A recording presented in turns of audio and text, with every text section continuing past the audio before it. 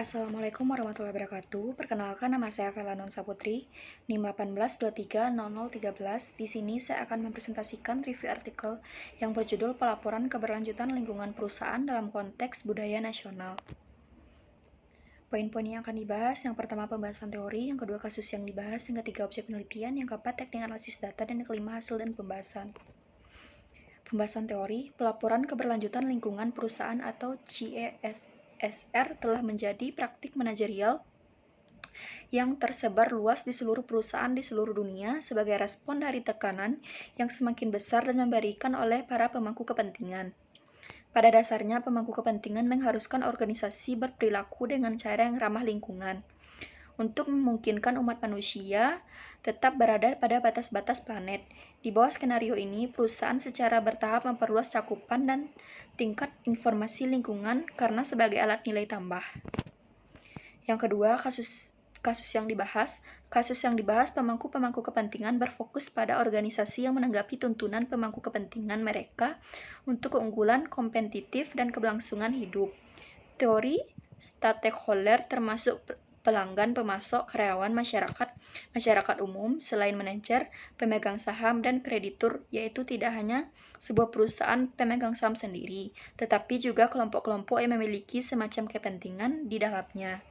Bahkan teori stakeholder menawarkan bentuk baru dari pemahaman manajerial, cara baru untuk mengatur kepentingan tentang RMS dengan tanggung jawab menyarankan bahwa kebutuhan pemegang saham tidak dapat dipenuhi tanpa memuaskan kebutuhan pemangku kepentingan lainnya.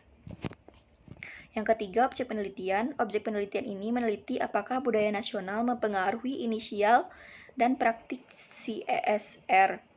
Menetapkan bahwa ketika jarak kekuasaan yang rendah, penghindaran ketidakpastian yang rendah, feminitas dan orientasi jangka panjang, dan norma dan nilai yang berlaku dalam masyarakat perusahaan.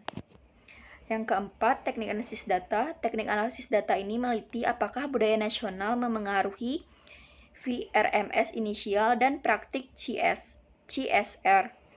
Menetapkan bahwa ketika jarak kekuasaan yang rendah, menghindar ketidakpastian yang rendah, feminitas dan orientasi jangka panjang, dan norma nilai yang berlaku dalam masyarakat, perusahaan biasanya menunjukkan sikap proaktif dan positif terhadap keterlibatan pemangku kepentingan.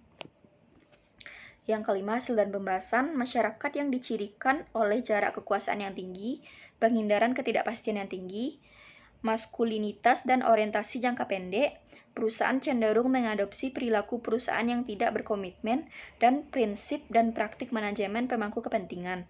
Dengan cara ini,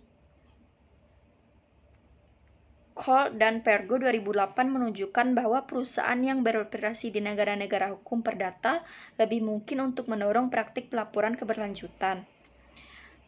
Dan Smith et al. Membahas bahwa perusahaan dari negara-negara dan orientasi pemangku kepentingan pengeluaran lebih banyak kualitas informasi keberlanjutan yang lebih tinggi daripada perusahaan dari negara-negara yang menekankan lebih lemah dan isu-isu sosial dan orientasi lebih besar terhadap pemegang saham.